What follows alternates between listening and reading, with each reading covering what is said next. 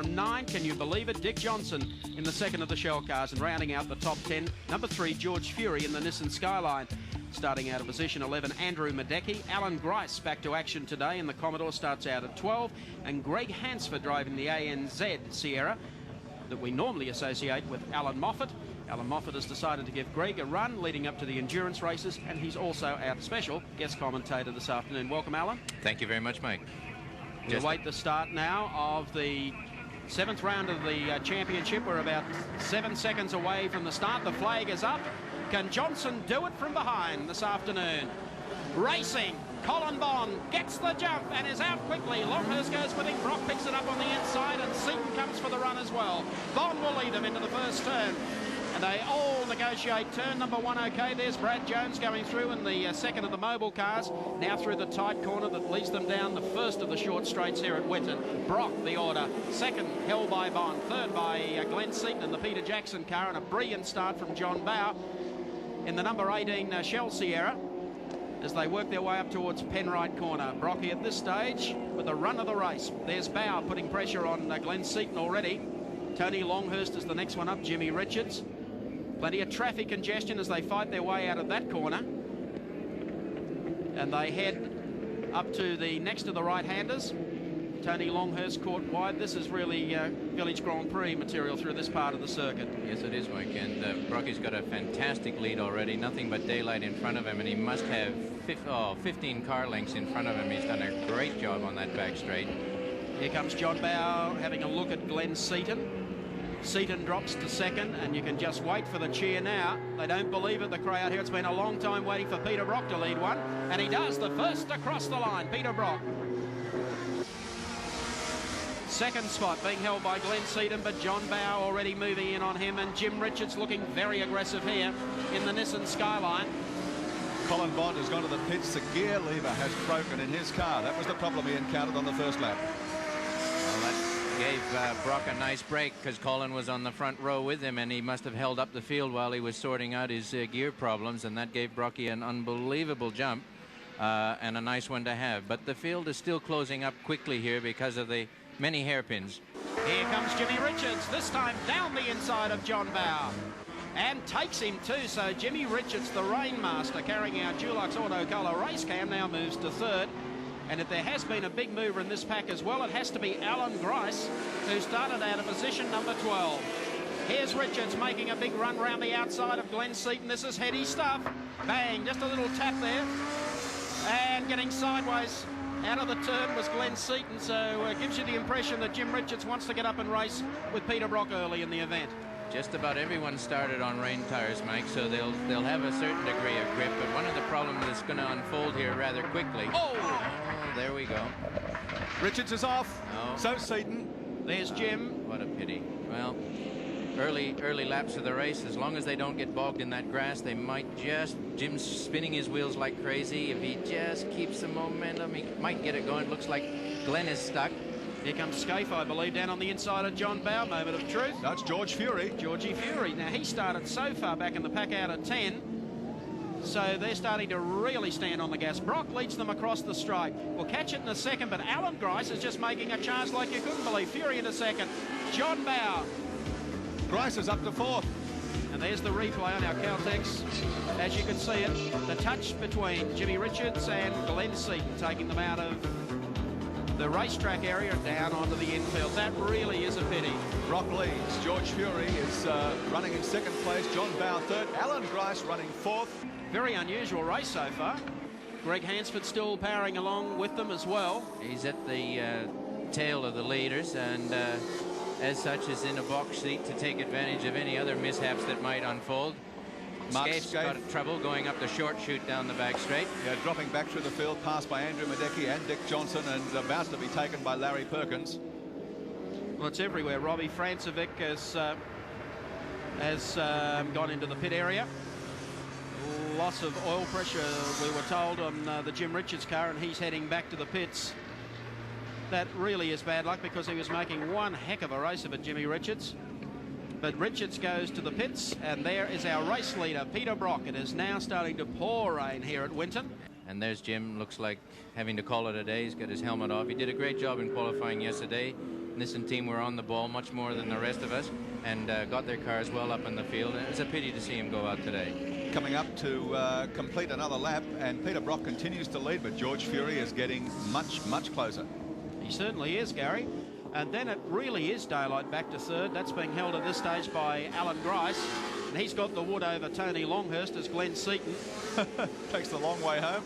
Here we go now with George Fury. Peter Brock just a trot unsteady there as he tried to just steadily get himself into that turn. And George Fury is making life unbearable. And all the time, Grice is closing on the pair of them. Yes. What a race, the 7th round. Well, George will want to get by him because with Grice proving down on them at the speed he's going, George won't want to waste too much time behind Brock now. I would say for sure that Brocky has chosen groove slicks, and as such it's just getting a little bit tricky even for him to control. The top tyre engineer from Dunlop, Shigeki Takagawa, has come out here today especially for this race. I reckon he might have some homework to do when he goes home. Well, I have no doubt he'll have to at least take the sample of the water back, won't he? He'll get his shoes. Once again, we pick up on the race leader, Peter Brock, and George Fury just poking the nose of the Nissan Skyline up. Let Peter know he's there and he's ready to challenge. Yeah, I'll tell you what, they both better start worrying about Alan Grice. Well, in fact, if anything, Brock is probably slowing Fury, and that's making life easier for Alan Grice. There he is, right on their tail. That's amazing, you know. Tom Walkinshaw has decided through whatever Holden special vehicles not to go running this year. That's taken Grice just to dust the cobwebs off the Les Small car. Come to Winton after being in Japan 2 weeks ago, Charlotte last weekend, and show that the Commodore at least can stay up there and stay in touch with the boys. It's quite ironical when companies don't have enough faith in their product to support the people that are working with them, isn't it? Here goes Richards again up the inside, into the home straight. He's got the front. Fury goes through on the inside to take over the lead in the 7th round of the Touring Car Championship. And what was looking good for Peter Brock this weekend, top qualifier and leading off the start. He's now been hosed by George Fury, and Alan Grice is now arriving in the Commodore. It'll only be a matter of time here as well, Mike. Gricey's got a nice grip on the road, and I think he'll... there, he's done it already. Look at this. Grice straight through the inside of Peter Brock. Just another annoying statistic coming to hand. This is the first non-Ford Sierra to lead a race since Oran Park, Jim Richards BMW, 1987. Gee, that's incredible, man. Well, there's one thing about this business, Mike. You got to be in it to win it, that's for sure. Yes. Very hard to sit on the drawing board or sit in the boardroom. It doesn't quite work that way. Well, the number of letters that we've had from 7 viewers across Australia since this series began saying, we heard all the kerfuffle, Holden was coming back, it'll be terrific to see them take on the Sierras, and there's been dead quiet. No one has said anything. If someone had said we're not racing to a Bathurst or whatever, I think Holden supporters would have felt that they at least knew what was happening. So 0-5 Peter Brock is getting it very, very much sideways the last couple of corners. In the meantime, George Fury still leading from Alan Grice, then back to Brock. 4th place held by Tony Longhurst, 5th by Mark Skaife, 6th, I would think, by Brad Jones, and 7th by Andrew Madecki. Let's check them out for you on the Caltex race score, as called. Fury, the race leader, doing it for Nissan Skyline. Alan Grice, 2nd in the FAI Commodore. 3rd is Brock. 4th, Longhurst. And 5th, Mark Skaife. We've got a hell of a race going here at Winton.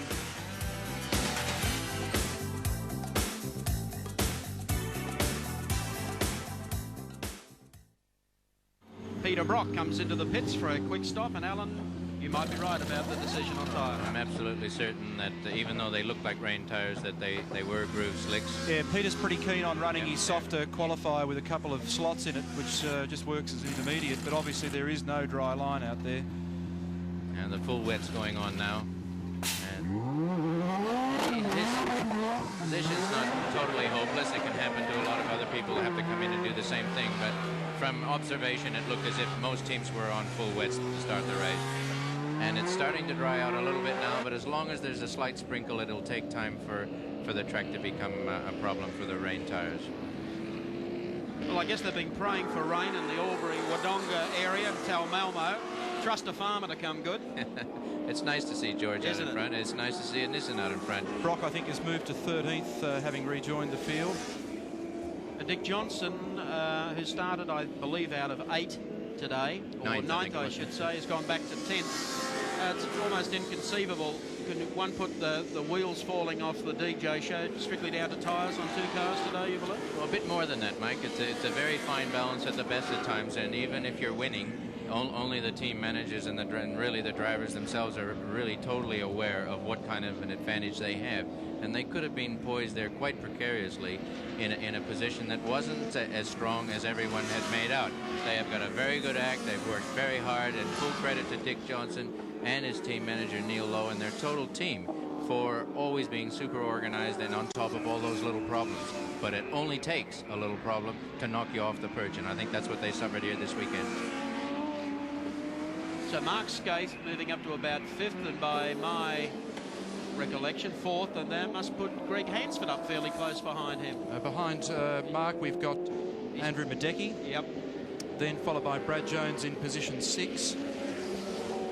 Next one after that, I think, would be John Bowe, followed by Larry Perkins, then Gary Rogers, then Dick Johnson, and then a very lengthy gap, I think, back to Peter Brock. Well, there's Longhurst now starting to dial in right behind Alan Grice. I think Grice could be at the stage where the track is dry enough that with the weight of the Commodore, he could have spent his tires and actually be struggling a little bit at this stage. Whereas George's car a little bit lighter, and one thing that Yokohama seemed to have been proving to the field over the last number of races, Mike, is that their race pace, their qualifying pace didn't seem to make any difference. They've got a nice durable tire, and I don't think tires are the slightest bit of concern to George Fury at the moment. But they certainly are for Alan Grice at the moment, trying to fend off Tony Longhurst. Longhurst will immediately go to the inside coming down to this corner, but knows that Grice will cover that. You can expect Grice to do a bit of defensive driving here, I would suspect. This will be the widest Commodore in the world for the next 10 minutes. He's not the guy you really pass, it's the guy you've got to work at for a while. That's fair, and all fair in love and war. He's not being lapped. Tony has to fight his way back. This is not dirty driving. He's only doing what he should be doing. If he was being lapped, the gentlemanly, the sportsmanlike thing to do is to pull over. But this is a dice for a position, and as such, Alan Grice is quite entitled to take the inside line on every corner he can, and Tony has to slingshot himself back, and he may just be lining himself up here carefully, approach to the back straight, and he'll come out a little bit earlier than I would have expected, but it's not a very long straight, and here they are under brakes now. Grice is not having anything to do with it. Could be a touch here, and he's made it. He's got a whoop. Yes, he said, you want to do that? We'll have a bit of that. That's back the other way. Thanks, pal. Absolutely almost legend Grice. That's standard Grice procedure. As such, giving no quarter, probably a little bit uncalled for. Tony did get the better of him under brakes there, but he's not going to get out of that mud puddle. Well, Tony wants a hand to get out, but I think he's going to need Mike Nelson. He's had it now, mate. The only thing he's going to be warming up would be the tadpoles. Let's have a look at this. He's going to bang some door handles here today. Well, there, Tony's gone in, giving him a tap there. I could probably, I'll take my words back. Tony's initial bump there got Gricey's hair up, and it was tit for tat, and of course the Commodore came off better. Sierra second best, but no prizes for that's a pity. Tony was doing a good job there, and yes, I think it'll take them at least until the end of the race to no, they're trying to get it back on the blacktop again. He's dropped a fair bit of room here as we pick up on Grice going through in the number 15 car. George, of course, will have picked that up in his rearview mirror. Being a good rally driver, he sees both forwards and backwards simultaneously, and that'll have given his confidence a nice little boost. He'll just know that that'll make it all that harder for Gricey to get back up close to him. What could have been, though, now you've got Tony sprinting away again, but behind him still is Alan Grice, so it's cost him almost a lap. He's in 16th place now, Longhurst. I think you'll find that unless we get a drop of rain and start to keep that track damp, Mark Skaife is going to be the man to arrive and make life difficult for Alan. Well, you remember at Perth, Mike, everything looked rosy for the leader up towards the three-quarter mark, and then all of a sudden those tires were just too hot, and they had to change to dry tires.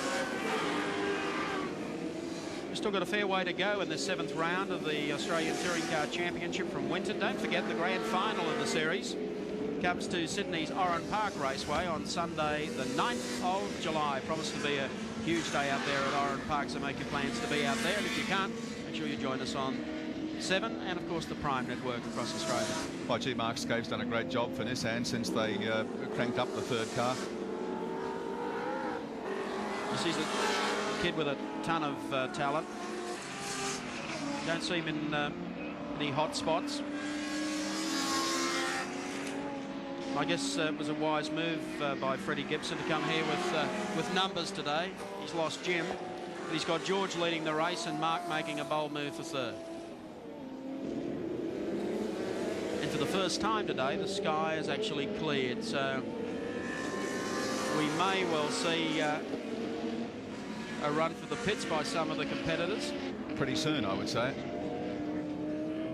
John Bow on screen, car number 18 is in 6th position. It's Peter Brock as we take the Dulux Auto Colour race cam in the number 05 car. Past the start finishing line down to the right-hander. He's in 9th place. It's a pity that Peter lost the initiative. He had that there on the opening laps, and I'm sure it took that gamble. It could have paid off. It was a 50-50 bet. But once you lose your run, it's very hard to get back into the momentum, and I think it'll be a tough job for him to get up there and regain 1st place. That's the series leader, Dick Johnson, car number 17, and he's back in 10th position still, behind Peter Brock. He's also got Larry Perkins, Gary Rogers up ahead of him. He's got John Lusty behind him. It's interesting how many Commodores, in fact, are making a show here today, Mike. Larry Perkins doing a good, steady job. He didn't have a happy run in qualifying, along with a lot of us yesterday, and may not have his best foot forward, but he's certainly showing that a Commodore is not out of this competition altogether. But it's quite amazing to see car 17 with cars in front of it. If there was betting on the tab today, they'd be calling it swabbing them. I tell you what, there's the Lusty brothers. Commodore is now starting to close on Johnson's car. As we show, of course, Greg Hansford in car number 9, running strongly there. And our race leader, of course, George Fury in car number 3, coming up to put a lap on, I believe, New Zealand's Robbie Front. So I didn't see much of Robbie. He hasn't had the best of luck since he came to campaign in the Whittaker car, but George takes it down on the inside, and he's through. Let's recap them for you on our Caltex race score. Your race leader is George Fury, doing it for Nissan. 2nd place, Alan Grice in a Commodore. 3rd, Mark Skaife in a Skyline. Then Andrew Madecki in a Sierra, followed by Brad Jones. The upset round of the series.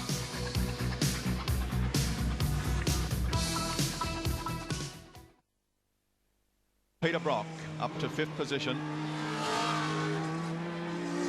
Man who led in the early stages of the race before being reeled in by George Fury and Alan Grice and company. This is a bit like flying your F111 in your lounge room, isn't it, around this track? I'm just watching his movement with the steering wheel there. I can picture exactly what he's doing and how much tension he's got. He's not taking any chances through these tight corners, so it must be still a little bit slippery. You can see when they generally hold it, that little bit of a wiggle, he's just coaxing it. People think he's out of control. That's absolutely organized. He's doing that on purpose to whip the front tires around a little bit, and he'll control the rear of the car from fishtailing by the amount of throttle he puts on the gas pedal. Tony Longhurst to the pits, and a tyre change being effected on that car. Slick tyres going on. Maybe a cursory check to make sure no other debris is under the car. How long's George Fury going to stay out there before he comes in for a change? That's the question. That'll have Fred Gibson wearing through a few moments of tension. Well, they're on radio control, and you can be sure that if Freddie can't stand the tension, he's already asked George, how do you feel? And with the lead they've got, they should be able to come in if they need to, put 4 tires on in about 25 seconds. And that may not hurt him. And he has got a reasonable lead. I've got the clock on now to see what the gap is back to Alan Grice. He certainly couldn't duck in and out and maintain the lead, but he might recover his speed. He's 11.4 seconds in front as Andrew Madecki leaves the pits, with Yokohama slicks on the car now. I'd suspect that the plot with George would be to try, and as long as he felt he wasn't being disadvantaged, if he didn't see Gricey sneaking up on him, He'd like to stay out there as long as he can. Talking about sneaking up, Alan, we've now got just 1.2 seconds per 12. You can see it. There it is, Mark Skaife right behind Alan Grice. This is the scrap for second and third. And Skaife really now delicately balancing potentially his best ever run in a touring car amongst the big lads. Well, he won't be unaware of that factor, and he'll certainly want to come home with a place under his belt here today. Fred Gibson has given this young fellow a start, which very few young fellows get, and he hasn't hardly put a foot wrong any time he's been in a Nissan, and looks like having a great career in front of him. Alan Grice now past the Toyota. The gap from Mark Skaife back to the Shell car is about 8 seconds. That was Dick Johnson. Well, there's one thing certain, that if the Skyline has to come in, I doubt whether Gracie could hold on either. So it'll just be a little bit of cat and mouse here. And George may not feel as comfortable as he wants to be, but as long as he can maintain his existing gap on Grice, I doubt very much that he would be inclined to come in. And there's still the possibility that it'll start raining again, and then of course you got to go through the whole exercise again. Andrew Madecki dropped 4 spots on that tyre change, came back out on the track in 8th place. I'm working on the assumption that Alan is wearing an intermediate or a wet tyre. I missed the start of the race, so I believe he's still on wets, mate. Yeah. Yeah, so really we've got to look at our best placed slick shod car at the moment to see what's going to, or what the likely scenario is if you throw all the marbles up in the air. Well, that's Peter Brock. Well, Dick Johnson also had a very good stop and is back out there. But obviously the way his car was handling, not likely to be the threat that Peter is. George Fury continues to lead. Alan Grice on screen, 2nd spot, pursued by Mark Skaife, 3rd. Peter Brock in 4th. 5th place held by Brad Jones. Notice Mark's diving out for a little bit of moisture here and there, trying to keep those tyres cool. Grice is using every available centimetre, threading their way now through some traffic. That's going to give Mark even more of an advantage, so he can get right up onto the bumper bar of the Holden. He ducks wide, uses all of the road underneath the Matt Wacker Commodore. He's got a nice position there, but I don't believe that he has got the horsepower to pull out of the slipstream that Tony Longhurst had with the Sierra. He can shadow Gricey, and certainly he won't want to make one bit of a mistake. Grice's car put its power down well as Larry Perkins takes his gloves off, and George Fury comes to the pits. Fred Gibson, team manager, at the front. Slick tyres going on. Grice has gone to the lead. Skaife in 2nd place now. As long as they have a good stop, it'll only be a 15-second or so deficit. Meanwhile, Dick Johnson's fought his way into the battle between Skaife and Alan Grice. As Fury leaves, a pretty good stop from the Nissan team. And look at this scrap on here at the moment. Well, okay, now I understand that Johnson's a lap down, so it's imperative that he now get through these guys, and then he's got to make up another 60-odd seconds. So it's still only Skaife and Grice scrapping for the lead.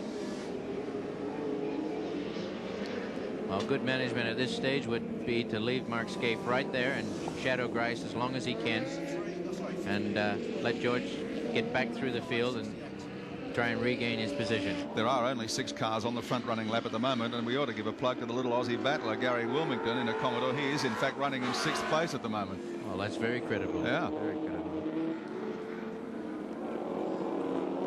Dick Johnson unwinding a lap on race leader Alan Grice. And will pick up a lot more ground when Grice comes in for tyres, which he's going to have to do before long. Look at this, Mark Skaife on the inside. Puts him in a difficult position as he gets to the sweeper. And there are very few guys that are as tough as Alan Grice to pass. I've never noticed that, Neil. Gee, he's not doing anything wrong. These two are dicing for a place. He's not expected to pull over and say, "After me, Mark." And Now the difficulty here is Mark will start to be more anxious with his right foot, which only makes the equation worse as his tyres get hot. You have to temper the frustration to use your foot to overcome the fact that you're in second. The fact that you're not going by into the lead. Yeah. Yes. George Fury rejoined the race after that tyre change in 4th position. So it's Grice, Skaife, Brock, Fury, then Brad Jones. There's Freddie having a little think, if nothing else. There he goes again. He's ducked to the inside, squeezed up on the inside, slithers through. Gricey's given him some room, and Mark Skaife through to the lead. Leads a round of the Touring Car Championship, Mark Skaife. Well, we're looking at great preparation here. It's not easy to get one car to the start line, let alone two, and Fred Gibson started 3 today, 2 of them running well.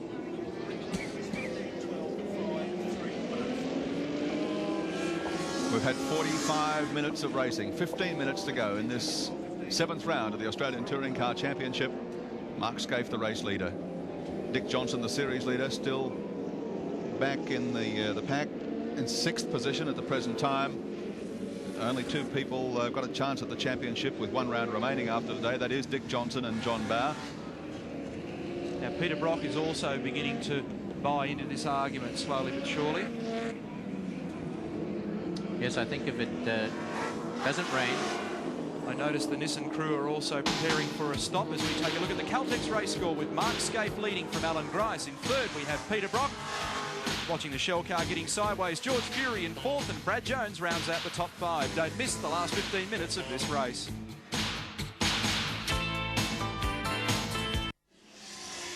And here is Mark Skaife now coming in, car number 12. Led the race after taking Alan Grice, and Mark Skaife comes in as just about everyone in the field has come in for a tyre change with the exception of Grice in the Commodore. So a pit stop for Mark Skaife in car number 12. That will also enable George Fury to move up a spot in the pack, and that would, I would think, almost move Fury up into 3rd spot. Meantime, there's our race leader, Peter Brock. Still some racing to do in this 7th round. About 10 or 12 minutes left. Giving it a little shortcut there in the middle of the S's. Very tight S's here. And you can see the plume coming out of his exhaust pipe. That's full rich position, and with the cool air here today, the turbocharged cars are responding quite nicely. I don't think it'd be lack of power that's bothering anybody at the moment. And well, what is interesting, George Fury, I would think, would be almost now up to 2nd. Fury up to 2nd. Grice at this stage would Brad be... Jones is 3rd, Grice now 4th. Race of changing fortunes. We're in no doubt about who's leading the race. That's Brocky. Lap scorer Nigel Greenway, who's busier than a one-arm paper hanger. Peter Brock's team manager. his crew chief, Mike. Brad Jones, 105, 3rd place. Dropping Alan Grice back to 4th. So Grice has not been into the pits. And Tony Longhurst back in the pack after his spin earlier. He's been into the pits. So Gary, to update us. Top 10. Oops, as we have 43 get around sideways there in the grass. Just lost it coming out of that turn. That's Clive Smith in this end. Yeah, top 10. Peter Brock is the leader. George Fury 2nd. Brad Jones 3rd. Alan Grice in 4th. Mark Skaife is 5th. Dick Johnson is 6th position. John Bowe 7th. Andrew Badecki 8th. Tony Longhurst is 9th. And Gary Wilmington rounds out the top 10. Well, one of the things that takes place when we're developing these cars, Mike, is the stretching it in dry conditions. And the tires absorb a tremendous amount of the idiosyncrasies that take place in the suspension. You can see here Peter now totally happy on the dry line, where he's able to throw the car around a little bit, get the power on, and instantly catapult the car. Lyndon Riefmuller. Across the grass, the concrete wall. Once you get on that grass, it's lethal. You actually go faster than the speed you were going when you left the tarmac. Well, Lyndon steps out of the car. Much more you can say. He's come off the racetrack. and slid across to connect with the concrete wall. A little bit of damage there. He was doing well, had a great run last weekend. Let's have a look at it. Once again, you just know where it's going. Yes, he had the wheel turned. He tried to bring it around, but it was having anything to do with it. It's going to be tough potatoes here for Peter Brock in a minute. Whoops, there's 139 heading off towards the wall, but he's out of harm's way. David Sala, goodbye for the day. Back at the front. Look at this battle. Just about everyone's had a shot at leading this one today. Peter Brock under siege now from George Fury. Well, George has got enough time to do it, mate. It's not as if this is the last lap. Well, there's about 5 laps remaining, Alan. Okay. Come down. The horsepower of the Sierra still just edging him out down that main straight. George isn't going to take any chances. They're coming up on a bunch of cars. It includes Dick Johnson's number 17. Oh, Brocky threw it. Blew it himself. Almost felt that one coming. He was going so strongly through that left-hander, and it's much tighter than the camera angle shows. He had a lot of momentum going there. It would have had to been a very good tire to hold that amount of G-force. We'll replay it for you. Peter's already broken it loose there. George didn't have to do too much more, but Peter caught it well here. Peter was very keen to get the power of the turbo on to scoot up that hill, Mike, and he just hit it a little bit prematurely. There's Peter Brock having made an excellent recovery, and he's now got his teammate Brad Jones not too far behind. Oh, no, he hasn't. He did have his teammate Brad Jones not too far behind. Brad's gone for the infield area. He's had a slide off. Emulating the Crompton parallel parking in the mud. Once you're out there, you don't get back. Let's have a look what happened to Peter Brock. This is from race cam. He's already... A valiant. That's full lock. There ain't no more. Tried hard. He couldn't go any further, Neil. He's already got her in the gear he wants. No. Look at that. Yeah. Not fooling around. Nice recovery. I'm trying to think when I last saw Peter Brock spin a car in a race. Not too often, but I won't be nasty and say I remember when. I think it was 85 at Calder. Yeah, that's right, yeah. You want a statistician, just call it. Okay. I came up on an RX-7 once, and it caused a little consternation. Oh, indeed, yes. Yeah. But he doesn't do it very often. No. He was trying hard. He knew he had to fight hard to stay in front of George. Look at this. This will be just the moment that Fred Gibson will savour for ages. George Fury coming up to put... The Nikons will be flashing furiously on this lap. Putting a lap on Dick Johnson and John Bowe, who are together. Managing Director Mr. Devison from Nissan Australia is here to witness the 3-car assault this weekend. Fred didn't run the cars last week at Amaru in the AMSCAR series to give this the absolute best possible shot, concentrating all their resources on a win, and there's now very good potential that that's going to happen. This is Fred showing a ton of emotion, as you can see. If George can do it right in front of Fred, he'll smile. But he knows that George is sitting right in behind the 2 Shell Sierras that have dominated the Touring Car Championship thus far. I think Freddie would just as soon that he got away from them and didn't have the potential to touch or the slightest accident at this stage. I think he can afford to sit there, but he's not about to. He's gonna go by if he can. He's got Andrew Madecki behind him, getting him onto to race. There goes Andrew. He's going to have a slice at it now. Nissan have really done a great job. Andrew's in 8th position. So he just wants to get on and race the 2 red Sierras that are in front, try and finish in front of them. So there's Madecki. And our race leader, George Fury, doing it for Nissan. Not too far off the finish of this race, let me tell you. Time is really running out. Incidentally, Mark Skaife has now elevated himself back to 3rd, having passed Alan Grice, now back in 4th.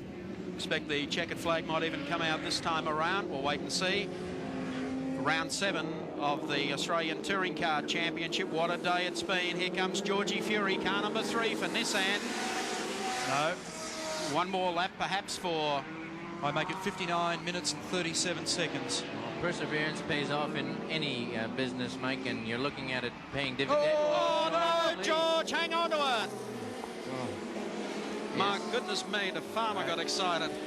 Well, it just shows that you can't lose concentration for a millisecond around here. And look who's behind him. That's Brock, 3 car lengths behind in the scrap for the checkered flag. It is not over. It's now exactly 60 minutes and 1 second into this race.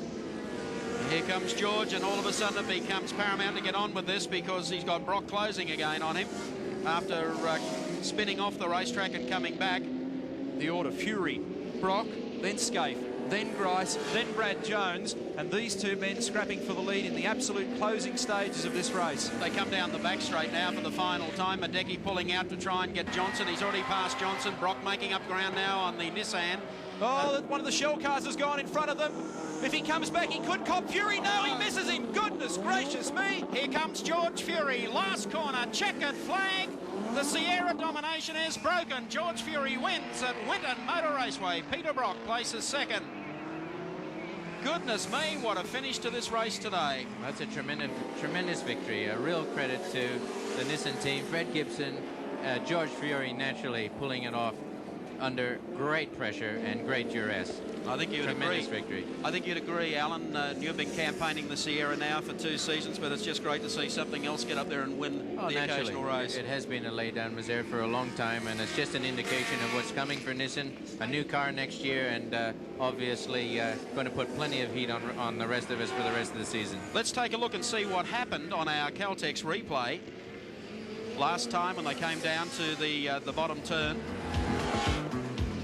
There was John Bow, I think it was, yes. car 18. And look at this. I mean, is fate playing a hand here? George Fury just gets through by 2 feet. Stops on a sixpence. Peter Brock behind. And Brock actually waved about as he went past. But there's the winner this afternoon of the 7th round of the Australian Touring Car Championship. Well, that's great for George Fury. Let's recap them for you on our Caltex race score. George Fury, the race winner for Nissan. Peter Brock places second, and Mark Skaife takes third, also in a Nissan Skyline.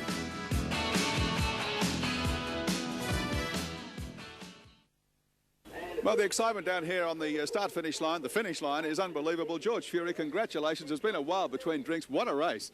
Oh, yeah. I mean,